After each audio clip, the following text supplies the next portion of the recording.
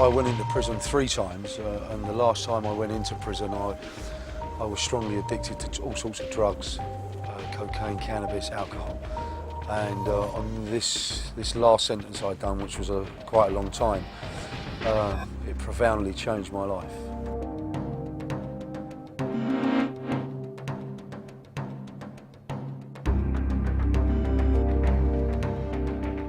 I would always have said that I was the kind of person who would never have ended up in prison, but God needed to do something drastic to get my attention.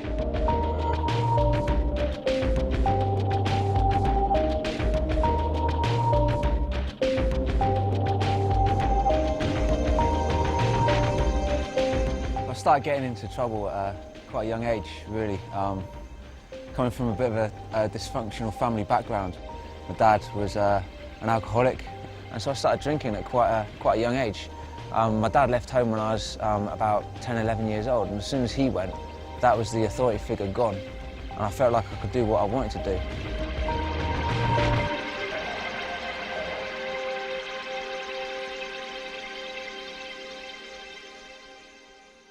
Because as I started drinking, a lot of anger, a lot of stuff came up, and it turned into a lot of violent crimes. One night I just went too far and did something really serious, and it ended up with a 3.5-year sentence. At that time I was just using drugs. I just discovered really cannabis. The type of people that were around me, my friends at that time, they would all smoke, and it just made sense just to buy a big piece in cheaper and cut it all up for my friends. That's how we started dealing. There was a lot of anger from the past in me, and so when I started doing drugs, it was bringing that anger up in many different ways. One minute I could be sat in a room full of friends, totally fine, and the next minute my mood just changed like that. In the midst of all that craziness and chaos, I'd always had a strong belief of God, or for want of a better word, of truth. And of course, I searched for the truth in all the wrong places. I searched for it in drugs, was the main place where I searched for it. And again, with tarot cards and occult stuff. I can remember one time, just shortly before my last prison sentence, I was climbing up this hill, and all the things that I used to think about, that I used to talk about with my friends night after night, when we used to sit up on drugs, just talking about the reason for life and why we were really here and what the truth was. All that stuff was going through my mind. I can remember getting to the top of this hill, and I just looked up into the sky and just said, okay, I know that you're there somewhere, God. I want to know your truth. I want to know the truth about why we're here. Reveal yourself to me. Shortly after that type of prayer thing, I was arrested for quite a serious offence that gave me a 6-year sentence. I didn't really realise it at that time, but God was answering my prayer. It was a blessing in disguise. I didn't really have to do my 6-year sentence. I had friends who, by making a phone call, would have went round to the house of the guy that I'd offended against and prevent him from going to court against me. And by doing that, there'd be no witnesses, so I'd be a free man, I'd walk out. But I believe God was saying, this is the truth, you've asked for the truth, this is the truth. Are you going to walk in it, or are you going to live the lie?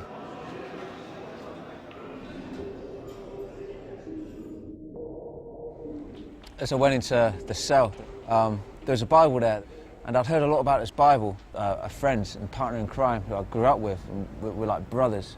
All of a sudden he'd went all weird on me, he'd become a Christian kind of thing, and he just started expressing his belief in Jesus. And so I'd heard a lot about Jesus in the Bible, but I'd never actually read it for myself. I'd always looked for the truth in the sky and in the stars, and I've never actually thought that it'd be so close as a book in my hand. And so I started flicking through it. It started explaining away my theories, the theories that I used to sit up and think about night after night, the things that I was thinking about on top of that hill. It was actually speaking about these things, and that's what drew me. The Bible drew me to God like a magnet. There were times inside when I was reading through the Bible that I didn't like what I was reading. It wasn't so much that it wasn't making sense, but it was just uncomfortable reading some of that stuff and acknowledging some of the things that God was asking me to do. There were times when I got very angry with God, and I can remember ripping the Bible up and just throwing it away.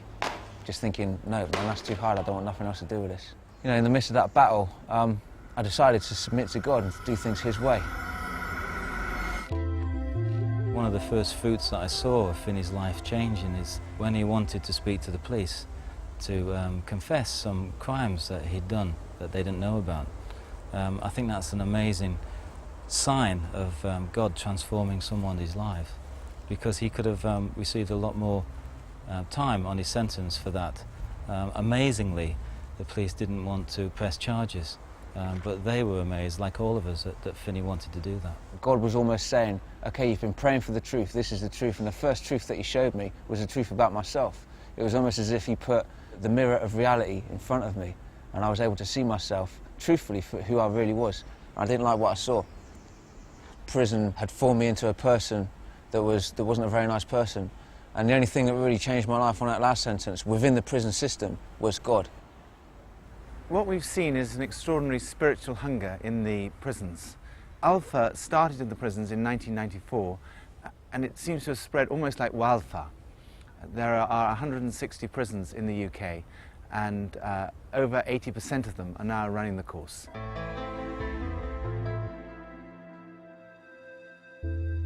Alpha gave me hope.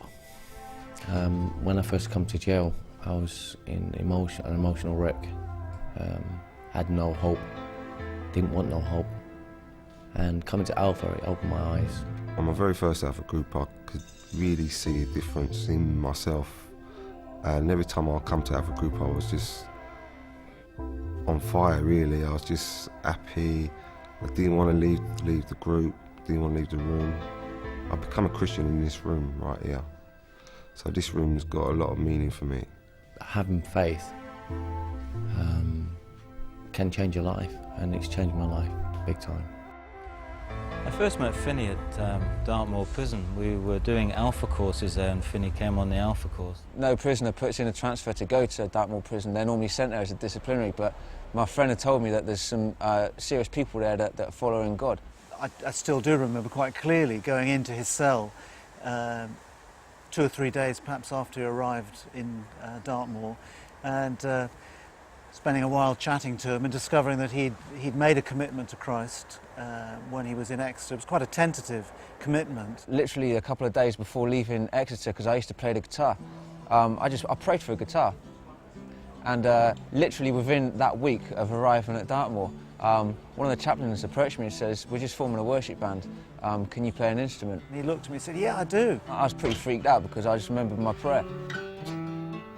That's where I discovered the Alpha course, and that sentence God used to change my life. There's nearly 17,000 people have now completed the Alpha course in our prisons in the UK. And you can see out of 72,000 inmates, that starts to make an impact. And that started to make an impact on society, on the prison system, but not only that, it's made an impact on the churches. Now the challenge when they come out is whether that discipleship will last. And we're not the slightest bit sceptical about the genuine steps forward that men make in prison. But the reality is that then needs to be backed up with an enormous amount of care if it's going to last the test of time, if there's going to be real fruit in the men's lives. The church is so vital in helping out guys when they come out from Nick, from sorting out accommodation to sorting out jobs. I thought we might be able to get Finny a job, find him some accommodation, and he said he wanted to come to London, and we might be able to be his sort of nurturing church. So he sort of fitted in with the whole idea that we were thinking about, of looking after the men and women when they come out of prison. One of the things that was quite appealing to me about sweeping the streets was just meeting people, and also just being on your own, just sweeping the streets, because you know you're not really on your own when you're inside. It was very early starts, but I was also doing an Alpha course in the evening, and so it was very, very tiring and very hard work. I can remember going to a church service at HTB, and I bumped into a friend who I'd known from inside. And he comes up to me and he goes, "Finn, do you know anywhere where I can go? I'm on the streets." And my heart really went out to him, because I was staying with a family that had taken me in from prison. It didn't feel right to take him back to someone else's house. And all I could do was say no and watch him walk out onto the streets. And this is a guy that made a commitment to Jesus inside. So I was walking through the park on the way back, to where I was staying. And I just remember just shouting up into the sky. I was really frustrated, and I shouted up, "Lord, put me in a place where I can help people like that." And got back, and there was a message on the answer phone. Messages. Hi, Finny, it's Paul. I've got a thought going around in my mind. Why don't you come into the office tomorrow and we can chat about it? Okay, take care. Bye. End of message. And as I heard that message, I knew what it was going to be about. It was going to be about caring for ex-offenders. It was going to be about working in a house that was going to meet people from the prison gate and take them in and disciple them and train them. And so I wrote it down on a piece of paper, caring for ex-offenders, and put it in front of my Bible. So the next day, I met with Paul, and he said, "Finn, how do you feel about working With the guys when they come out of prison, you know, working with the ex-offenders, probably in some sort of rehab environment sort of thing, you know, when they come out, trying to mentor them and get them... Absolutely. And I was just totally amazed. I pulled out my Bible and I pulled out the piece of paper and I said, "I had a feeling that's what you were going to say." And I actually wrote it down on this bit of paper as a confirmation, care ministry for ex-offenders. Which really confirmed to me that I should get him more involved. My boys, just going to have a quick look at spiritual warfare from the scripture in Ephesians chapter 6. If we just find... At the Arbor, we train men how to live a different way. We train men how to talk about their feelings rather than how to take drugs when they come up against something that makes them feel bad.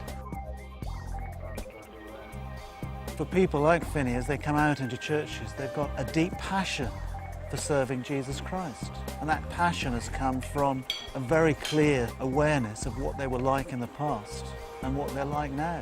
And they would say, it's God's grace that's done this. He said he'd come for the sinner, didn't he? And I believe the prisoner is one of those people that he came for and changed. And I think it's an encouragement for people to see a life-changing experience in a man or woman from the prison walk, you know. My experience is that ex-offenders are very realistic about human nature. They know the worst of it, and yet at the same time they've got a wonderful sense of an experience of God's grace and mercy. And that brings a wonderful sense of hope into your church. If they can be changed and have a testimony of how God's changed them, what it brings to the church is a real sense that God can change anybody. I've learnt there's a better way to live in society than how I used to live. I've learned to forgive, and I've learned to love, you know, myself, and give love to other people. Anyone who's feeling called to get involved in this ministry and are not too sure about what they should do or how they should go about it, what I would say to them is maybe they can make a phone call to the Alpha for Prisons office, and you might be able to chat to them about what they might be able to do, or to get involved with someone else who's involved in prison ministry or caring for ex-offenders, or even visit somewhere like this, the Arbor. I used to get kicks out of doing dangerous stuff. Smashing up cars, setting fire to buses. I used to have great fun in doing all that kind of stuff. I used to have great fun in playing around with guns. But now I have fun in doing what's good, doing what God wants me to do.